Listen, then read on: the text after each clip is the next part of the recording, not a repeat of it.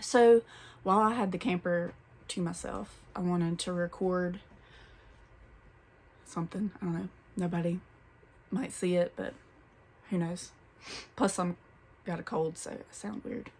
But it's real easy to look on social media and compare yourself to others and say, oh, that must be nice, or, they have the perfect life. And that's just like, that just leads you down a pit of despair, basically. And I used to be one of those people who cared about the likes, and I cared about what I looked like, and I've come a long way since then.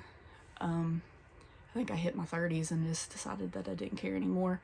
But, people can look at our page and be like, oh man, that must be nice, having all that money to go off-roading and travel the country. And it's just like, you don't have a clue what we've gone through to get to this point. And it's just, I was thinking the other day about my struggles. So I have always had struggles with anxiety. I would probably say back to when I was a kid, I was always shy. Social interactions were hard for me. It was something that bothered my mom. She always tried to push me out of my comfort zone. And I think in hindsight, she was worried about my future because I didn't like to be in public, or I'm just always been an introvert. But I've always had anxiety, and things in my life have made it worse along the way. And COVID hit, and it was worst case scenario for me, because even though I'm an introvert, it's being locked inside all day, and you have all of this stuff hitting you, are you gonna die? I'm a germ freak. And so, I was scared to leave the house. I didn't want Philip to leave the house to go his job. And then when he came home, I wanted him to take a shower. And I don't know. I just went very extreme because I just was swallowed by my fear. And it got to a breaking point, probably in the fall of 2021. I had finally I was gonna go out.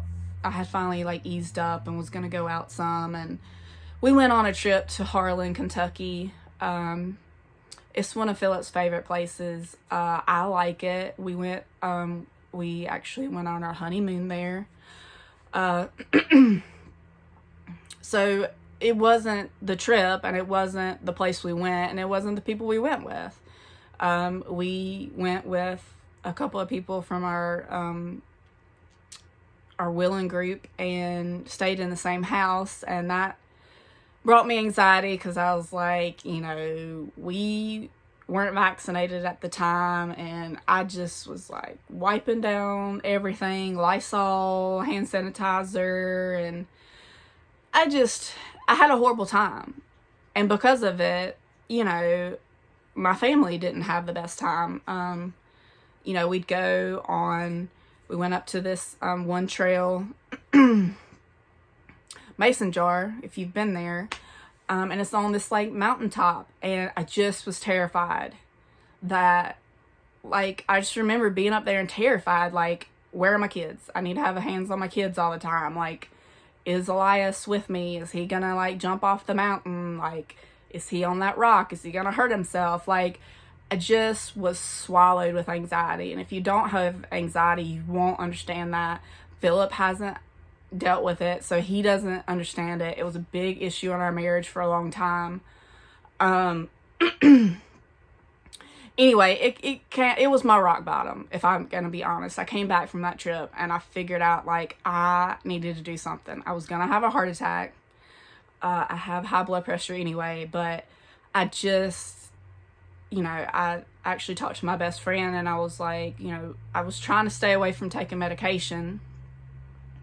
It's not talked about a lot, and it's real frowned upon. And I have, a history of, previously being with somebody who was addicted to pills, and I've seen it happen.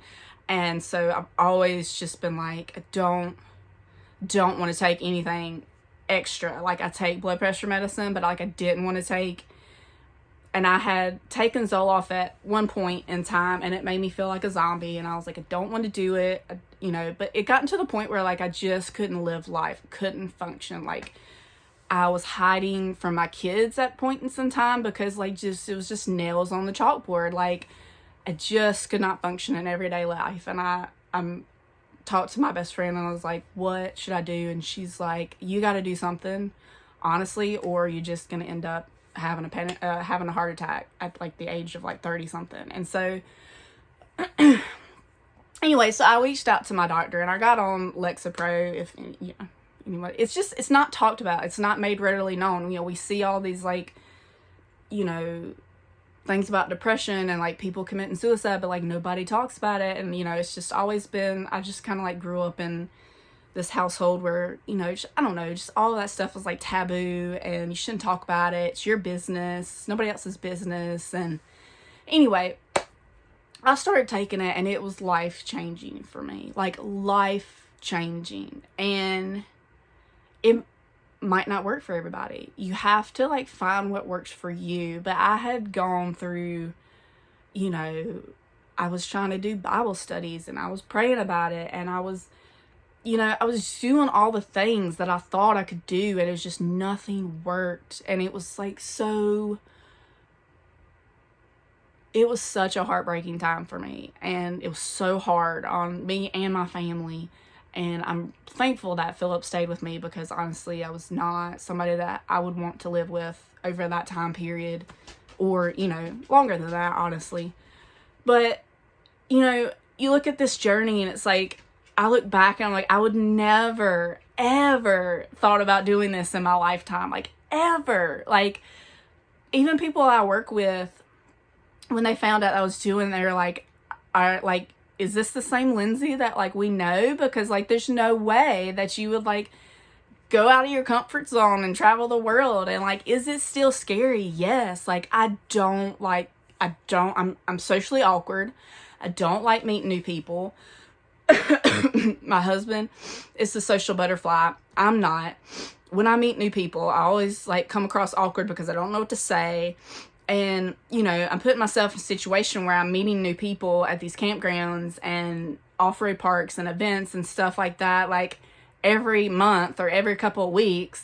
And, yeah, it's terrifying, but it's like, if you don't push yourself out of your comfort zone, you'll never grow.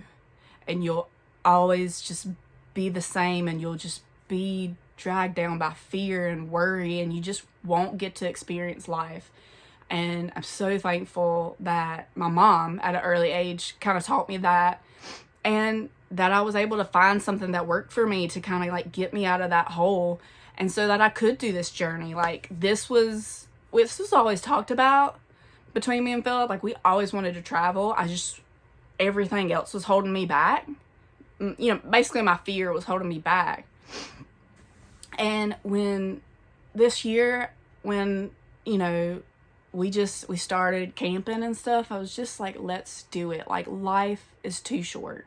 I've had too many people, too many people die around me. My mom died when I was 15, so I know death at a young, I experienced the death of a loved one at a young age, and it's just like, I'm not, I'm 10 years away from her age at that time, and I just, like, life is too short, and you work all your life to pay the bills, and then sometimes never even get to experience the things you want to experience. So, I say all that to say, it's easy to look at our channel or anybody's channels and be like, oh, that's nice, they're doing this, or, they must come from money, or they, and most of the time it's probably not true. We're just, I'm just a person who just decided to, like, I want to experience life while I have it. Like, and I was able to overcome,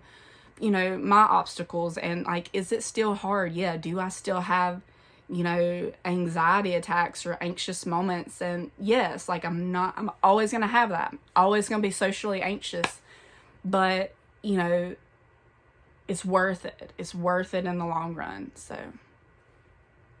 I just thought I would share that, because I don't know. I was looking online today and I was just like, it's just so easy in this society to just judge a book by its cover and judge what's on social media. And I try to portray, or we try to portray us as, what's really going on, because I don't buy into being fake on social media. But, it's just, it's hard to put all the stuff out there. But, is it nice? Yeah. Has it been a hard road to get here? Yeah. I mean, we have 9 years of marriage, lots of ups and downs, other issues, and, you just have to ride the roller coaster and keep pushing, and just, it's totally worth it in the long run. Just stick in there. If you're in the valley, if you're in the deep, dark hole that you don't feel like you can get out of, been there multiple times in my life, trust me, there is a light at the end of the tunnel. You just have to put one foot in front of the other.